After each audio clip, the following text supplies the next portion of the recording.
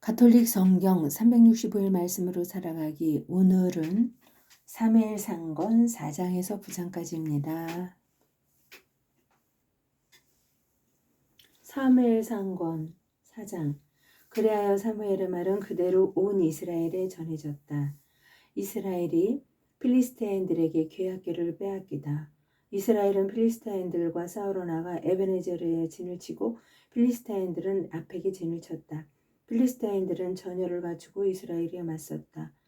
싸움이 커지면서 이스라엘은 필리스티아인들에게 패배하였다.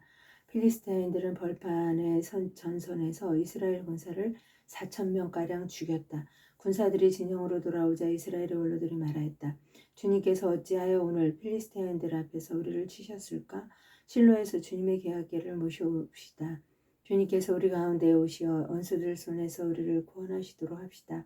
그래야 백성은 실로의 사람들을 보내어 거기에서 거룩들 위해 자정하신 만군의 주님의 계약궤를 모셔왔다. 엘리의 두 아들 호프니와 피느하스도 하나님의 계약궤와 함께 왔다. 주님의 계약궤가 진영에 도착하자 온 이스라엘은 땅이 뒤흔들리도록 큰 함성을 올렸다.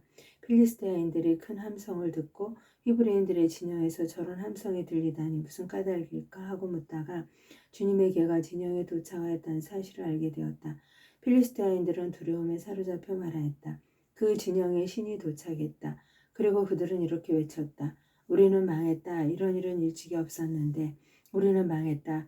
누가 저 강력한 신의 손에서 우리를 구원하겠는가? 저 신은 광야에서 갖가지 재앙으로 이집트인들을 친 신이 아니냐? 그러니 필리스티아인들아 사나이답게 힘을 내어라. 히브리인들이 너희를 섬긴 것처럼 너희가 그들을 섬기지 않으려거든 사나이답게 싸워라. 필리스티아인들이 이렇게 싸우자 이스라엘은 패배하여 저마다 자기 천막으로 도망쳤다. 이리하여 대살육이 벌어졌는데 이스라엘군은 보병이 3만이나 쓰러졌으며 하나님의 궤도 빼앗기고 엘리의 두 아들 호프니와 피느하스도 죽었다. 그날 베냐민 사람 하나가 싸움터에서 빠져나와 실로로 달려왔다. 그의 옷은 찢어지고 머리에는 흙이 묻어 있었다. 그가 왔을 때 엘리는 하나님의 궤 때문에 마음이 떨려 길가 의자에 앉아서 멀리 내다보고 있었다. 그 사람이 성읍에 들어와 소식을 전하자 온 성읍 주민들이 울부짖었다.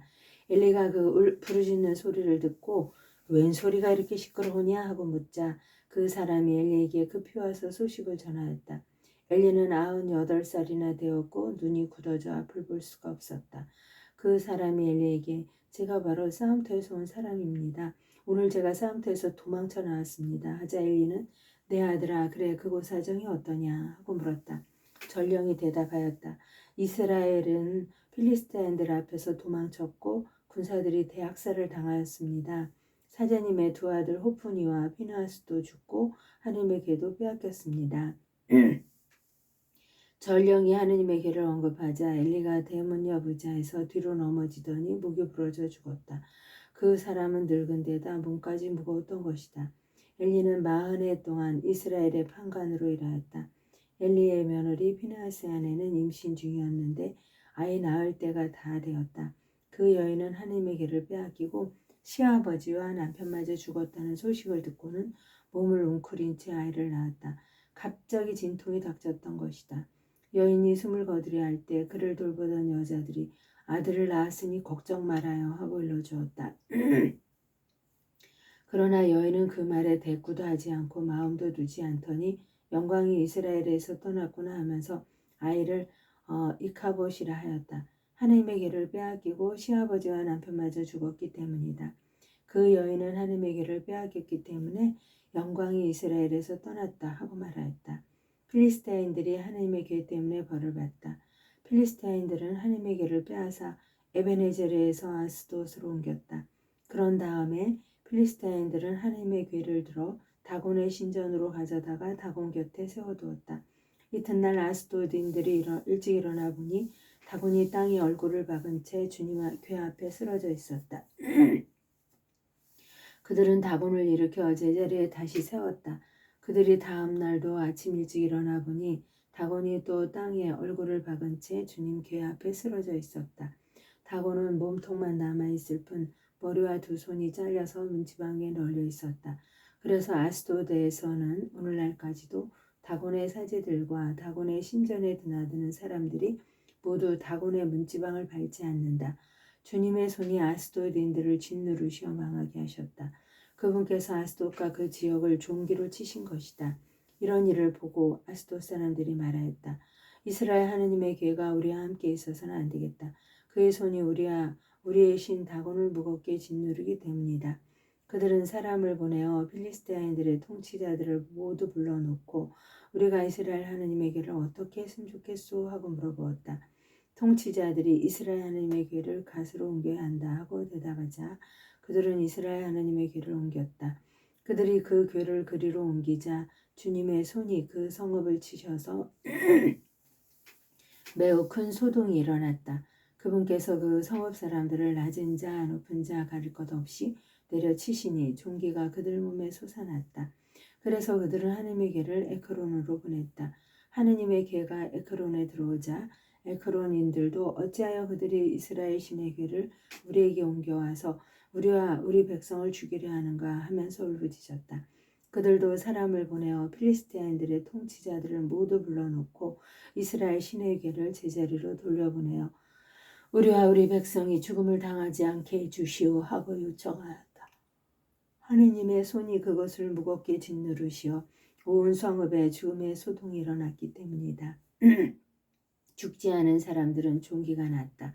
그래서 온 성읍에서 지르는 비명소리가 하늘까지 올라갔다. 하느님의 괴가 돌아오다. 주님의 괴가 필리스티아인들의 지역에 머무른 지 7달이 지났다. 필리스티아인들은 사제들과 점장이들을 불러놓고 물었다. 주님의 괴를 어떻게 하면 좋겠습니까? 우리가 어떻게 그 괴를 제자리로 돌려보낼 수 있는지 알려주십시오. 그들이 대답하였다. 이스라엘 하느님의 괴를 돌려보내려면 그냥 보내서는 안 됩니다. 반드시 그 하느님께서 하느님에게 보상 제물을 바쳐야 합니다. 그래야 여러분의 병이 나을 것이고 그가 왜 여러분에게 손을 거두지 않는지도 알게 될 것입니다. 그러면 그 하느님에게 무엇을 보상 제물로 바쳐야 합니까? 하고 필리스티아인들이 묻자 그들이 이렇게 일러주었다. 필리스티아인들의 통치자들 수만큼 금으로 종기 5개와 쥐 5마리를 만들어 함께 보내십시오. 같은 재앙이 여러분 모두와 여러분의 통치자들에게 닥쳤기 때문입니다. 여러분은 이 땅을 파괴하고 있는 이 종기와 쥐 모양을 만들어 그것으로 이스라엘의 하느님에게 영광을 드려야 합니다. 그러면 아마도 그가 여러분에게서 그리고 여러분의 신들과 땅에서 자기 손을 거둘 것입니다. 왜 여러분은 파라오와 이집트인들처럼 고집을 부리려 합니까? 그가 이집트인들을 거칠게 다룬 다음에야 이집트인들이 이스라엘을 떠나가게 하지 않았습니까? 그러니 이제 새 수레 하나를 마련하여 멍에를 메어본 적이 없는 어미소 2마리를 끌어다가 그 수레에 묶고 새끼들은 어미에게서 떼어 집으로 돌려보내십시오. 그런 다음 주님의 괴를 가져다가 그 수레에 싣고 그에게 보상 제물로 바칠 금으로 만든 물건들을 상자에 담아 그 곁에 놓으십시오. 그렇게 그것을 떠나보내고 나서 지켜보십시오. 만일 수레가 제 고장에 난 길을 따라 벳세메스로 올라가면 그가 우리에게 큰 재앙을 내린 것이 되고 그렇지 않으면 그의 손이 우리를 친 것이 아니라 재앙이 우리에게 우연히 닥쳤다는 것을 알게 될 것입니다. 사람들은 그대로 하였다. 그들은 어미소 2마리를 끌어다가 수레에 묶고 새끼들은 우리에 가두었다. 수레에는 주님의 괴를 싣고 금으로 만든 쥐와 종기 모양의 물건들을 담은 상자도 실었다. 그러자 소들은 벳세메스 쪽으로 난 길을 따라 곧장 걸어갔다. 소들은 울음소리를 내면서 한 길만을 따라갔는데 오른쪽으로도 왼쪽으로도 벗어나지 않았다. 필리스티아인들의 통치자들은 그 뒤를 따라 벳세메스 경계까지 갔다. 그때 벳세메스인들은 골짜기에서 밀을 거두어 들이다가 눈을 들어 괴를 보고는 기뻐하며 나가 맞았다. 수레는 벳세메스 사람 여호수아의 밭에 와서 멈추었는데 거기에는 커다란 바위가 하나 있었다. 그들은 수레를 부수어 장작을 만들고 그 손들을 주님께 번제물로 바쳤다. 레위인들이 주님의 괴와 금으로 만든 물건들이 그 든 상자를 내려 그 큰 바위에 놓자 그날 벳세메스 사람들은 주님께 번제물을 바치고 다른 제물도 바쳤다. 필리스타인들의 5 통치자들은 이것을 보고 그날 에크론으로 돌아갔다. 필리스티아인들의 보상 제물로 주님께 바친 금으로 만든 종기들은 아스돗 몫으로 하나, 가자 몫으로 하나, 아스클론 몫으로 하나, 간 몫으로 하나, 에크론 몫으로 하나였다. 금으로 만든 쥐는 5 통치자들이 다스리던 필리스티아인들의 모든 성읍, 곧 요새 성읍들과 성벽이 없는 마을 수에 맞춘 것이었다. 주님의 궤를 올려놓았던 그 큰 바위는 오늘날까지도 베스메스 사람 여호수아의 밭에 그대로 있다. 그런데 주님께서는 베세메스 사람들이 주님의 궤를 보았기 때문에 그들을 치셨다. 그 백성 가운데에서 70명과 5만 명을 치신 것이다. 주님께서 그 백성을 그토록 크게 치셨기 때문에 그들은 애도하였다. 베세메스 사람들은 이렇게 거룩하신 하느님이신 주님 앞에 누가 감히 나설 수 있겠는가? 그리고 이분을 어디로 보내어 우리에게서 떠나시게 할까 하고 의논하였다. 그러다가 그들은 키아릿 여아림 주민들에게 심부름꾼들을 보내어 필리스티안들의 주님의 궤를 돌려보냈소. 내려와 모시고 올라가 주시오 하고 청하였다. 사무엘상권 7장. 그러자 키르얏 여아림 사람들이 와서 주님의 궤를 모시고 올라갔다. 그들은 주님의 궤를 언덕에 있는 아비나답의 집에 옮기고 그의 아들 엘라자를 성별하여 그 궤를 돌보게 하였다. 사무엘이 판관으로서 이스라엘을 다스리다. 판관기 7장. 궤가 키르앗 여아림에 자리 잡은 날부터 20년이라는 긴 세월이 흘렀다. 이스라엘 온 집안은 주님을 향하여 탄식하고 있었다. 사무엘이 이스라엘 온 집안에게 말하였다. 여러분이 마음을 다하여 주님께 돌아오려거든 여러분 가운데에서 낯선 신들과 아스타롯을 치워버리시오. 여러분의 마음을 주님께만 두고 그분만을 섬기시오. 그러면 그분께서 여러분을 필리스티안들의 손에서 빼내어 주실 것이오. 그래야 이스라엘 자손들은 바알과 아스타롯을 치워버리고 주님만을 섬겼다.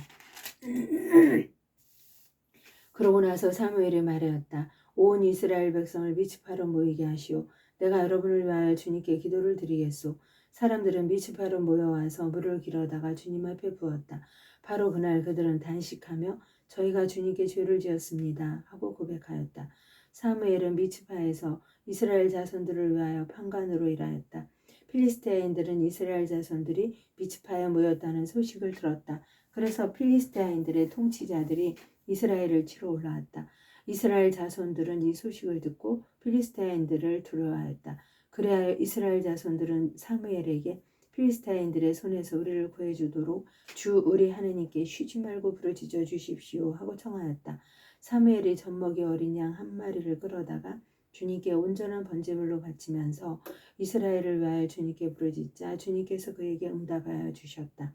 사무엘이 아직 번제물을 바치고 있을 때 필리스티아인들이 이스라엘과 싸우려고 다가왔다. 그날 주님께서 필리스티아인들을 위해 큰 소리로 천둥을 울리시어 그들을 혼란에 빠뜨리시자 그들은 이스라엘 앞에서 패배하였다.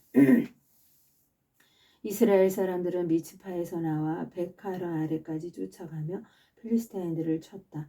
사무엘은 돌을 하나 가져다가 미츠파와 센 사이에 세우고 주님께서 여기에 이르기까지 우리를 도우셨다 하며 그 돌의 이름을 에베네제르라 하였다. 필리스티아인들은 이렇게 꺾이고 나서 다시는 이스라엘 영토로 들어오지 않았다. 사무엘이 살아있는 동안에는 주님의 손이 필리스티아인들을 억누르셨던 것이다. 에크론에서 갓에 이르기까지 필리스티아인들이 이스라엘에서 빼앗은 성읍들이 이스라엘에 되돌아왔다.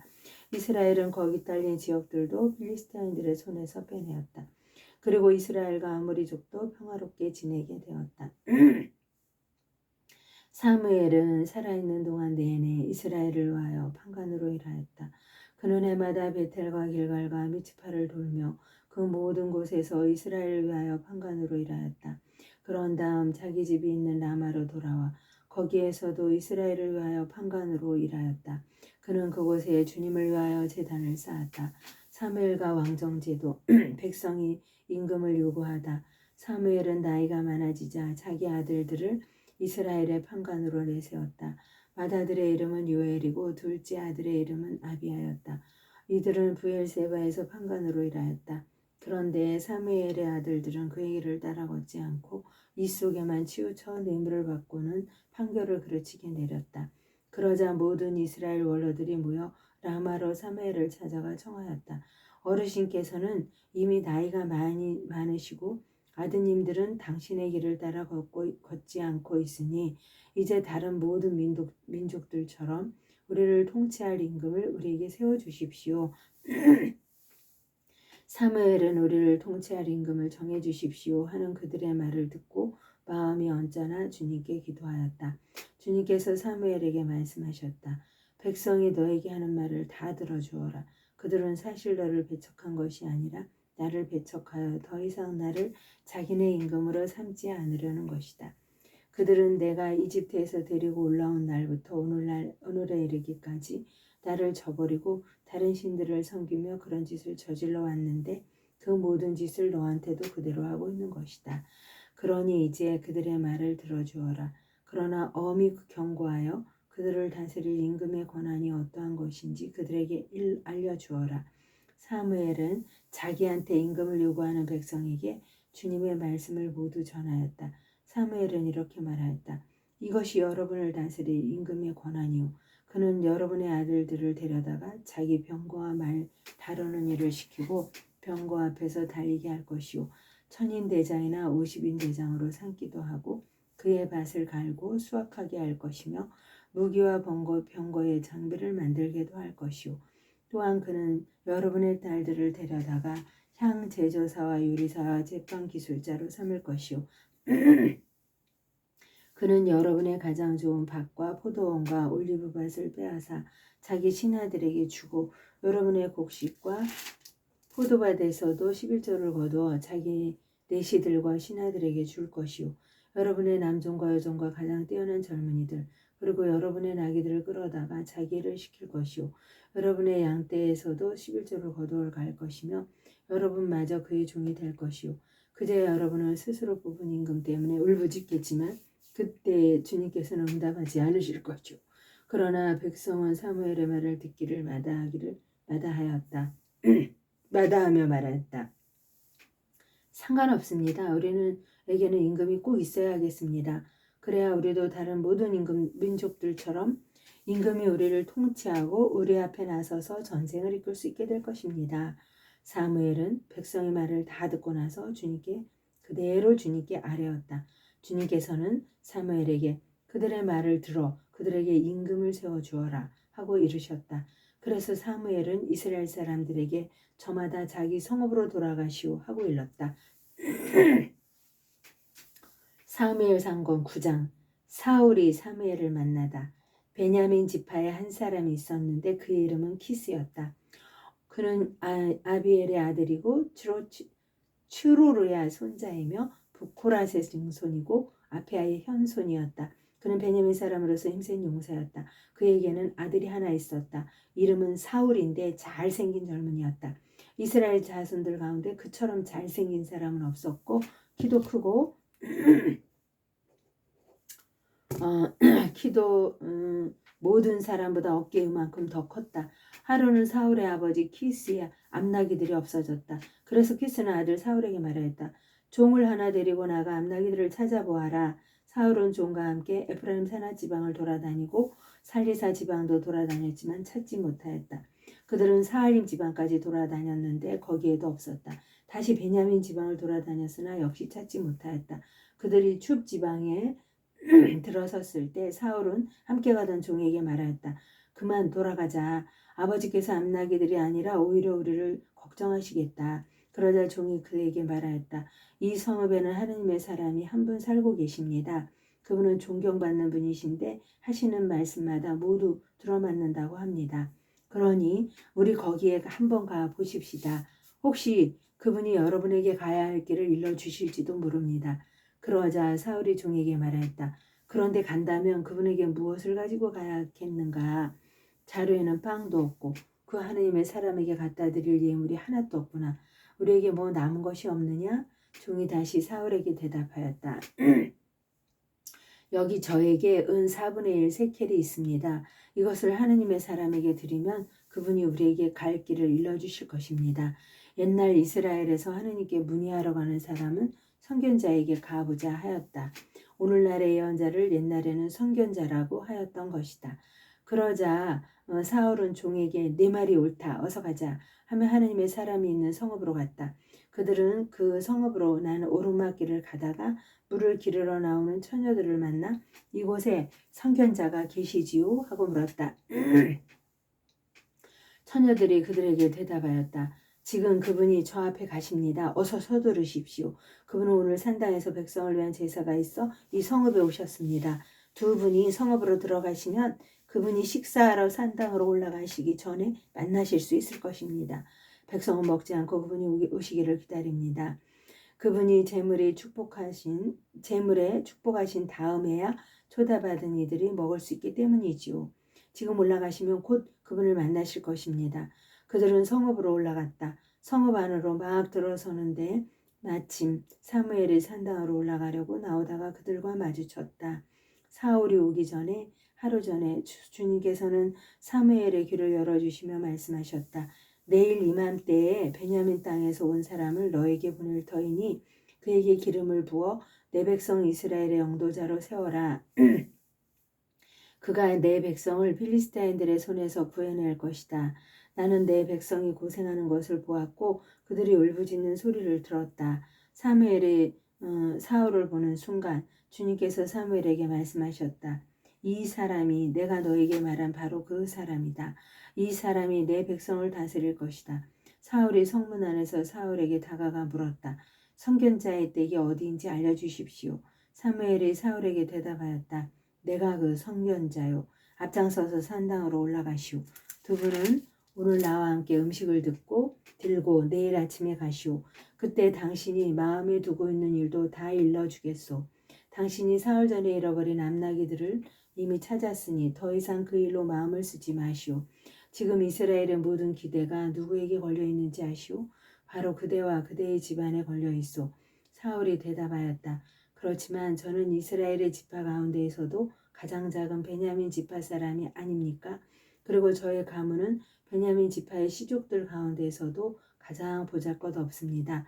그런데 어찌하여 저에게 그런 말씀을 하십니까? 사무엘은 사울과 그의 종을 데리고 큰 방으로 들어가 초대받은 이들 맨 윗자리에 앉혔다. 손님들은 30명쯤 되었다. 사무엘이 요리사에게 일렀다. 내가 너에게 간수하라고 맡겨둔 몫을 가져오너라. 요리사가 넓적다리와 꼬리를 가져다가 사울 앞에 차려놓자 사무엘이 말하였다. 여기 남겨둔 것을 당신 앞에 차려드리니 잡수시오. 당신이 초대된 사람들과 함께 때맞춰 들도록 남겨둔 것이오. 이렇게 그날 사울은 사무엘과 함께 음식을 먹었다. 그들이 산당에서 성읍으로 내려온 다음 사무엘은 사울과 함께 옥상에서 이야기를 나누었다. 사무엘이 사울을 임금으로 세우다. 그들은 일찍 일어났다. 동틀 무렵 사무엘의 옥상에 대고 사울을 부르면서 일어나시오. 내가 당신을 바래다 주겠소. 하자 사울이 일어났다. 그리고 사울과 사무엘은 둘이서 밖으로 나갔다. 그들이 성읍 끝까지 내려갔을 때 사무엘이 사울에게 말하였다. 종더러 우리보다 앞서가라고 이르시오. 종이 앞서가고 나면 당신은 잠시 서 계시오. 내가 하느님의 말씀을 들려주겠소. 하나님의 영광을 위하여 성모님과 함께 감사드리며 봉헌합니다.